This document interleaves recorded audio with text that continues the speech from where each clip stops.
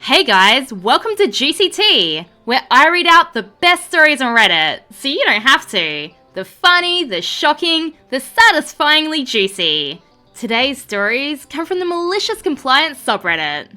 Millions lost over a single flight, posted by Canbread. I was doing some HR training at work today, and the HR rep told a story which was given as an example of one of the consequences of poor customer service. This is the story. When my coworker got married, the wedding was out of state, so as to be closer to his and the bride's family. One of his friends had to fly coast to coast across the US in order to attend. The day of the wedding, his flight was cancelled, and the airline refused to rebook him a flight in time, and on top of that, they were not at all kind or hospitable. As a result, he missed his good friend's wedding, and this pissed him off. What the airline didn't know is that this particular person worked as a travel agent. His job was to book commercial flights for large groups. This airline was one of the bigger international airlines based in the US, and one that he would normally consider when booking the flights. However, after this airline refused to rebook his cancelled flight and caused him to miss his best friend's wedding, he refused to even consider them as an option for his clients.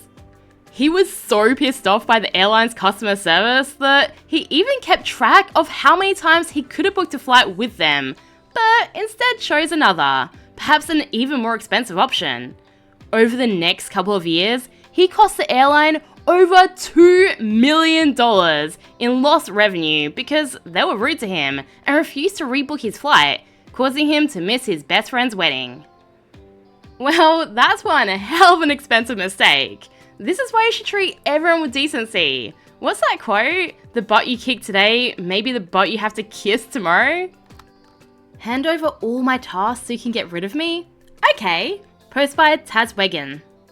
A few years back, I was the IT contracts and supplier manager at a large company. Been there 25 years plus, and I had a lot of corporate knowledge, having worked in multiple roles over that time. I was also very well paid due to the length of tenure and experience at the company. A new a-hole boss gets hired and proceeds to get rid of all the people he just doesn't like, and then hires his buddies instead. The workplace culture took a massive nosedive. I knew my time was limited as I wasn't one of his buddies. Seeing the writing on the wall, I started looking and applying for other roles. The a-hole boss gets me in their sights and decides to get rid of me, looking to move one of his recently hired buddies into my specialized role. He doesn't even understand what I do, needing a lot of technical knowledge combined with contract and legal. He tells me he wants to move me onto an upcoming project and to finish off what I'm currently working on and to not take on any new work. Through all my contacts across the company, I knew there was no new project or even a significant budget for one, but I'll do what I'm told.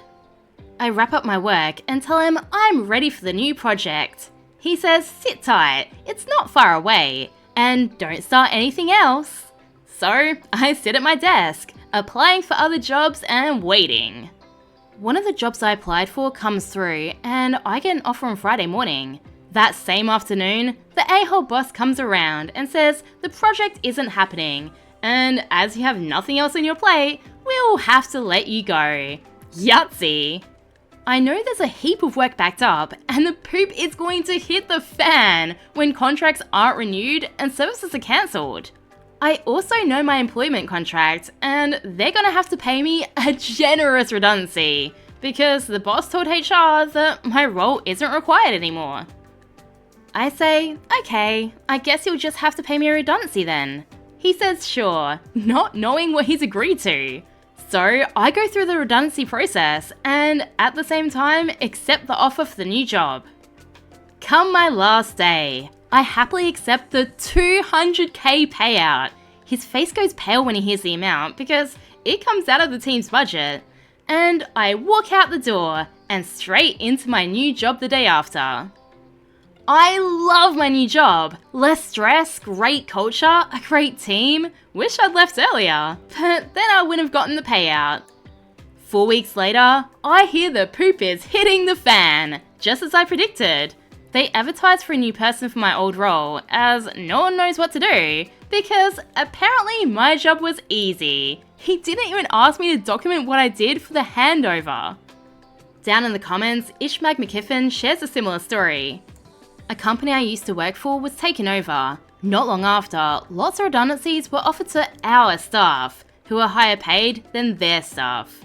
5-6 years later, my old boss, who'd gone into business as a consultant, was hired to do a report. Basically, why doesn't this place work as well as it used to? The summarized answer was, pay peanuts, get monkeys. And the new owner's response? Hi old boss, would you like your old job back? Same pay as you were making 6 years ago, more stress, useless staff, and worse conditions? Paraphrased obviously. They were perplexed when he declined. Want to discipline me for being right? I got you. Post by deleted. I work for a freight delivery company, drive a semi-truck, and usually go out with 10 to 15 deliveries per day. Our policy is that when you deliver to a residence, you have to take a picture with the work phone as additional proof of delivery. If the delivery note says residential, you have to take a picture of it, regardless if it's going to be a business or a house. There are so many small details on a note that can get missed, so this is an important detail. Last week, I had a delivery for Laura Lopez, name changed obviously. It was being delivered to a construction company that Laura was an employee of, and the note did not say it was residential. I make the delivery and leave, no picture. Next morning, my jerk of a supervisor says, I have a write-up for you. Puzzled, I ask her for what? She says, for the Laura Lopez delivery yesterday, it was residential. I explained to her that it was at a business and the note did not say residential. She wasn't having it. I should also mention that she and I butt heads often and she's been trying to get rid of me for some time. I told her that we need to go talk to my manager about it, so we do. And he sides with me because she has no ground to stand on. This infuriates her. I tell her that under no circumstances will this ever be an issue again. That day is when I began my malicious compliance. I take pictures with the work phone at every stop. What happens is when I hit depart on the work phone, it sends a pop-up on her computer with the picture, and she has to acknowledge it before she can do anything else on her computer. I've crashed her computer 3 times in one day. One stop, I took 20 pictures. Eventually, I get a call from her telling me that I have to stop taking pictures. I politely tell her that I'm just covering myself and I'm not going against policy. She says, I am giving you an order. I laugh and hang up. Yep, she wrote me up for it. I didn't even argue. I just said, we need to take it to my manager. I walk in and he says, what now? I tell him the story and he looks at her, takes the write-up and just rips it up. He said, are you seriously writing him up for overperforming? She had no words, and I still take a picture at every stop because I'm petty.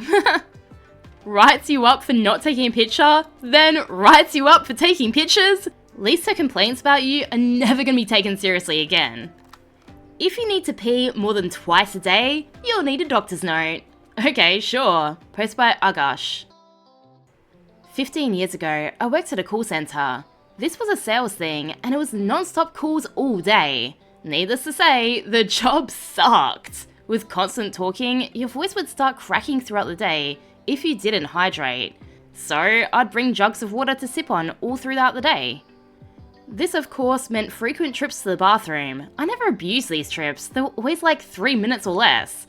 But of course, this wasn't good enough for management. Oh no!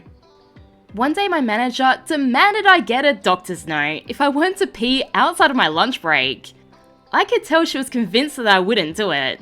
So I scheduled the appointment and filled the doctor in, who thought it was hilarious that the manager either 1, didn't understand basic biology, or 2, was on a huge power trip. He provided me with the most condescending doctor's note ever. And Opie provided us a picture of the note, so here goes. To whom it may concern, Opie requires a lot of fluid intake while talking on the phone in order to avoid drying out and becoming hoarse. When he drinks this much fluid, he must urinate every 60 to 90 minutes. Please excuse these brief visits to the bathroom as they are unavoidable.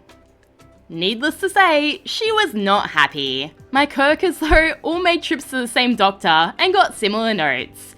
I wore a gleeful grin every time I walked to the bathroom after that. Anyways, that's it for today guys. Thanks for watching. If you haven't yet, please like and subscribe. Have an amazing rest of your day. Bye!